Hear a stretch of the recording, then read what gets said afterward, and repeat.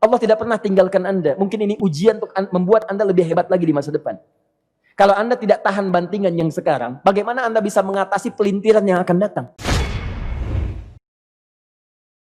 Semua keadaan jiwa kita, hati kita, perasaan-perasaan kita sudah lebih dulu bahkan pernah dirasakan oleh Nabi Muhammad SAW.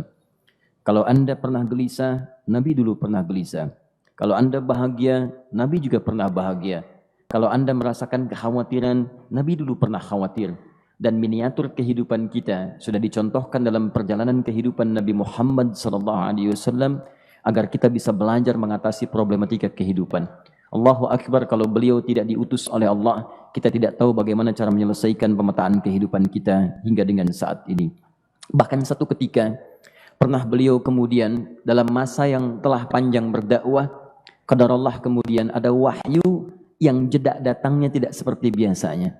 Biasanya datangnya cepat, berganti hari turun wahyu, ganti pekan turun wahyu. Ini beberapa masa wahyu belum turun. Ada hikmah di balik itu. Teman-teman sekalian, tiba-tiba beliau naik ke atas bukit, wahyu belum turun juga. Pulang ke rumah, belum turun juga. Sampai keadaan itu terlihat oleh kalangan kafir Quraisy dan mereka berkata, lihatlah Muhammad sudah gila. Dituduh gila.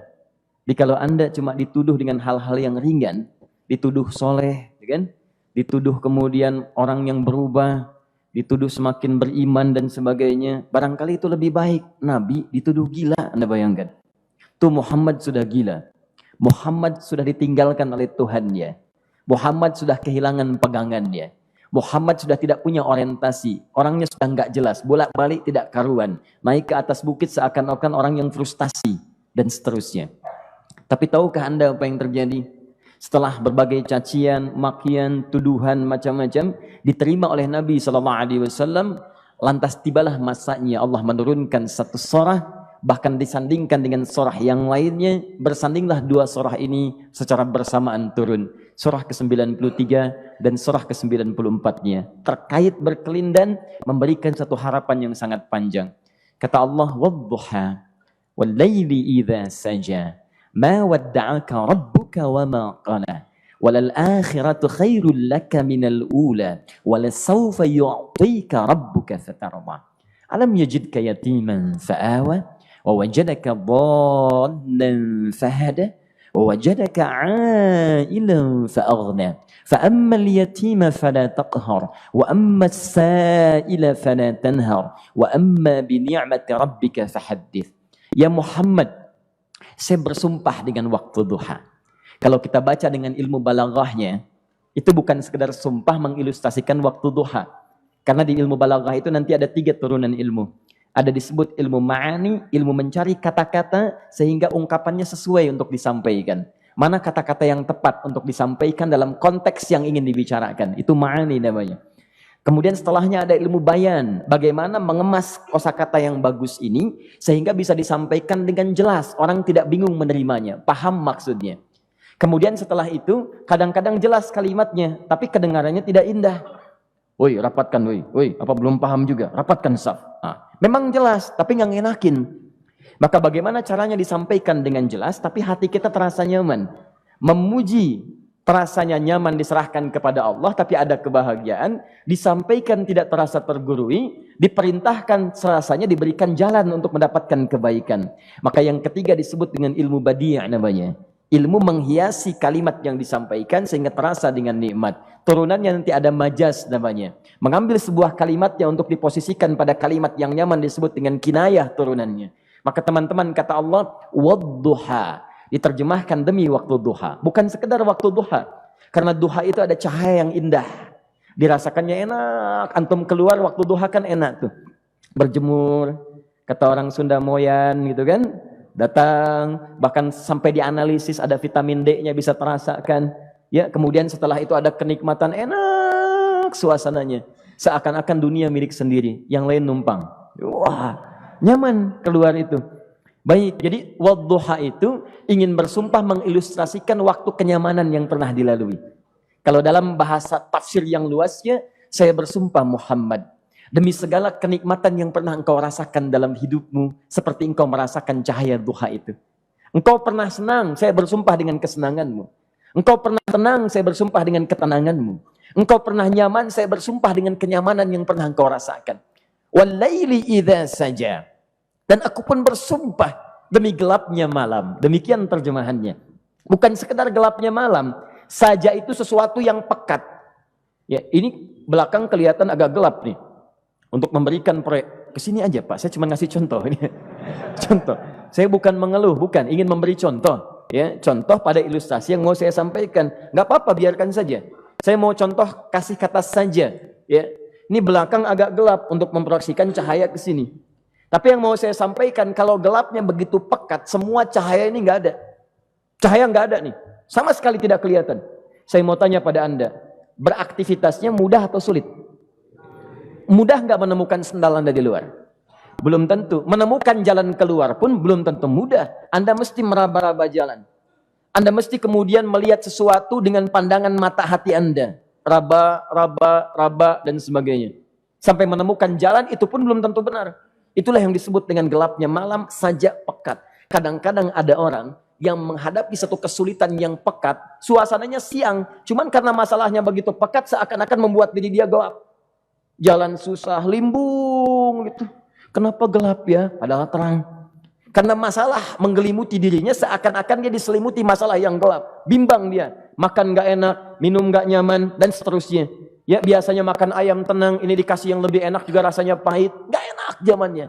Maka kalau kita ilustrasikan dalam suasana tadi Muhammad, saya bersumpah, engkau pernah hidup nyaman, ataupun engkau mengalami masalah yang sangat pekat dalam kehidupan.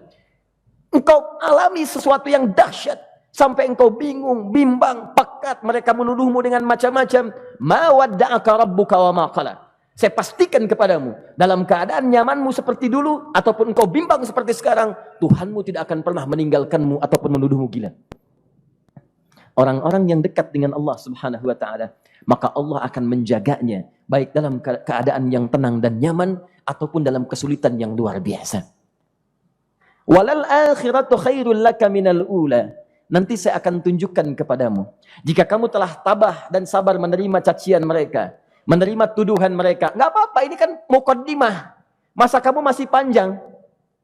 Kamu masih panjang dalam berdakwah. Kehidupan kamu masih panjang membawa tugas dan misi. Kalau kamu belum bersabar pada yang sekarang, bagaimana dengan yang di masa depan?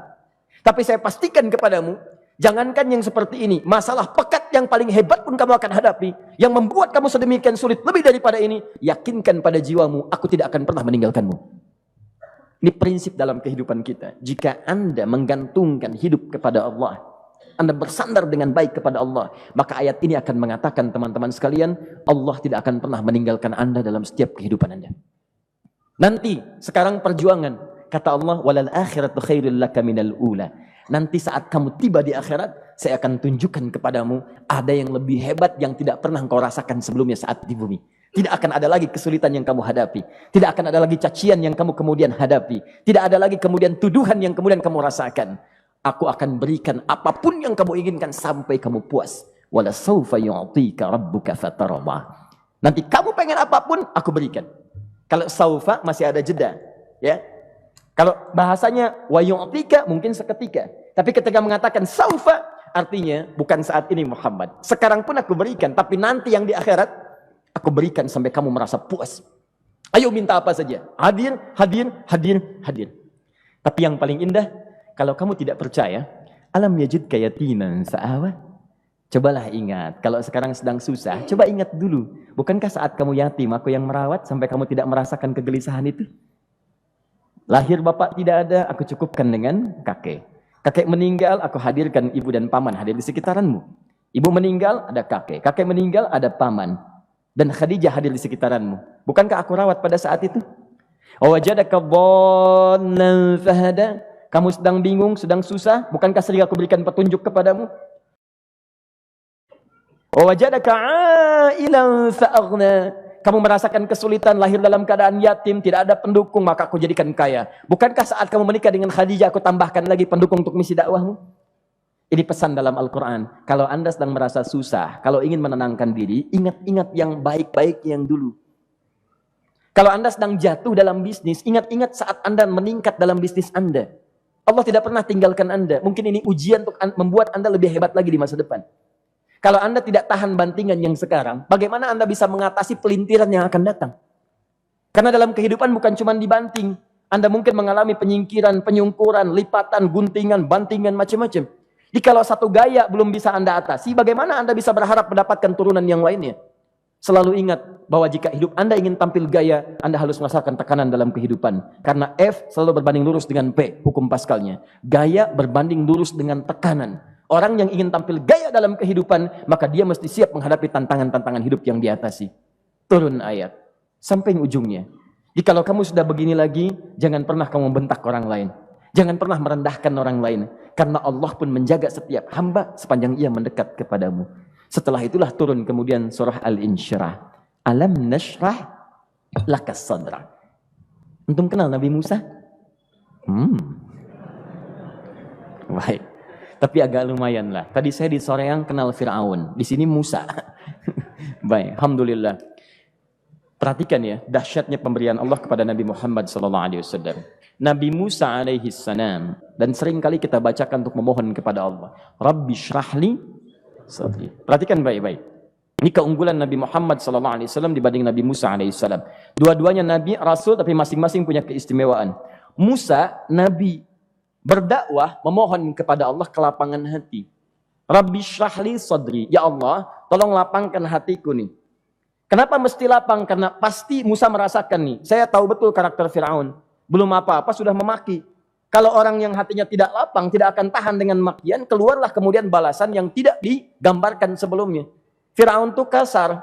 Kasarnya bukan sekedar kasar, bahkan saking kasarnya bisa berujung pada eksekusi kematian. Saya contohkan tadi di sore yang ini, saya nggak suka dengan rambutnya nih, kata Fir'aun. Bukan nyuruh nyukur mas, tolong pisahkan kepala dari badannya. Gitu gayanya tuh, Fir'aun. Ya. Bukan nggak ngenakin, susah dengan Fir'aun itu. Jadi kalau belum apa-apa datang Musa ke situ, hatinya tidak seluas samudra, hatinya tidak lapang, cuman seluas gelas, tidak akan sabar menerima cacian Fir'aun. Begitu datang dicaci, dasar anak gak tahu diri, gak tahu malu, sudah saya rawat begini. Ya Allah, saya bosan dengarnya, matiin aja sekarang. Musa Nabi berdoa dikabulkan. Cuman kalau Fir'aun kemudian ajalnya misal wafat pada saat itu, tidak akan jadi contoh kepada kita untuk kekinian. Bagaimana orang yang bebal untuk bertobat kepada Allah Subhanahu wa ta'ala. Bagaimana penyimpangan dalam kedudukan. Bagaimana dia kemudian akrab dengan pengusaha yang gelap. Di pengusaha gelap berpartner dengan penguasa zalim. Sudah ada dari dulu. Pengusahanya disebut dengan Qarun. Kemudian mohon maaf, ya, yang pemimpinnya disebut dengan Fir'aun, tokoh intelektualnya disebut dengan Haman. Makanya cerita ini komplit di Quran, sudah ada. Di setiap persoalan dalam kehidupan masyarakat disebabkan tiga hal yang berkolaborasi. Kalau bukan penguasa zalim, berpartner dengan pengusaha gelap, ditopang oleh intelektual yang sembrono. Itu persoalan. Jadi kalau ada sekarang intelektual menyalahgunakan kepintarannya, dia terlambat, sudah ada Haman dulu. Dan gak usah bersaing, dia bisa bikin piramida, Anda belum tentu bisa membuatnya. Kalah Anda, masih kalah hebat. Ya, jadi kalau dititipkan sesuatu, jangan disimpangkan. Yang ingin saya sampaikan, Musa mengatakan, Rabbi syrahli sadri. Nabi berangkat berdoa dikabulkan oleh Allah. Nabi Muhammad belum minta turun ayat. Alam nashrah laka sadrak. Yang ini minta, Rabbi syrahli sadri. Nabi Muhammad, alam nashrah laka sadrak. Muhammad, mulai dari peristiwa sehingga engkau akan lebih sabar lagi menerima tantangan-tantangan dakwah. Mulai sejak itu jangankan dimaki, dilempar batu di Taif. Dari Mekah pergi ke Taif dengan Zaid kemudian. Sampai di Taif mendapatkan sesuatu yang tidak dibayangkan sebelumnya. Kalau cuma dihentikan saat mengajar, wajar. Ini dilempari batu. Anda bayangkan? Bisa kebayang nggak? Lempari batu tuh. Lempar, dilempar. Saya jadi tameng, berdarah-darah, kemudian mundur. Mundur, beristirahat di bawah tepian pohon. Begitu beristirahat, datang malaikat penjaga dua gunung. Turun malaikat dengan kesal mengatakan, Ya Rasulullah, mud yadaika ilas sama. Ya Rasulullah, angkat tanganmu ke langit. Minta kepada Allah, aku angkat dua bukit di Taif, aku himpit keduanya mereka. Aku himpit penduduk Taif dengan dua bukit itu. Apa jawab Nabi? Karena sudah mendapatkan kelapangan, ketenangan, belajar dari peristiwa-peristiwa tadi, indah jawabannya. Lah, katanya, tolong jangan lakukan. Innahum qaumun la ya'lamun. Mereka belum paham saja. Mereka belum mengerti. Tolong jangan lakukan. Aku bermohon kepada Allah. Boleh jadi nanti di masa depan akan ada hamba-hamba terbaik yang lahir dari bumi Taif ini. Kemudian beliau berkata, Rabbi, ina man takilluni. A ila qaribin yu'limuni am ila ba'idin yu'dhini fa ana radin ma lam taghdab ilayya. Ya Allah, kemana lagi engkau akan utus aku untuk berdakwah setelah peristiwa ini? Apakah tempatnya lebih dekat aku jangkau sekarang, tapi di situ aku akan disakiti lagi? Ataukah jaraknya masih jauh, tapi di tempat itu aku akan dizalimi lagi? Aku ridha ya Allah dengan itu semua, asalkan engkau tidak marah kepadaku. Asalkan engkau tidak marah kepadaku. La haula wala quwata illa billahil aliyil azim. Begitu kelapangan itu muncul, ridha dengan ketetapan dan siap, tabah, kuat, hadir dalam jiwanya.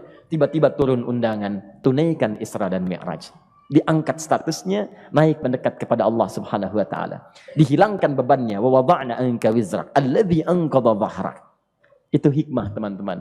Barangkali kalau antum saat ini datang ke masjid ini untuk kajian, sedang bawa beban, ada kesulitan, penuh dengan macam-macam, barangkali dibacakan surat Ad-Duha tadi untuk memberikan harapan kepada Anda. Ini bukan PHP, karena ini bukan masalah urusan manusia. Ini adalah janji yang tidak akan pernah diingkari. Innallaha la yukhliful mi'ad. Kata Allah, Anda punya masalah, ingat suasana tenang pada masa lalu. Bukankah saya memberikan ketenangan kepadamu? Mendekat kepada saya, Anda bersabar, yakinkan bahwa ujian yang saya berikan saat ini sesungguhnya untuk membuat kamu lebih hebat di masa depan. Karena orang hebat tidak akan pernah sepi dari ujian untuk membuat dia lebih kuat menghadapi tantangan dalam kehidupan.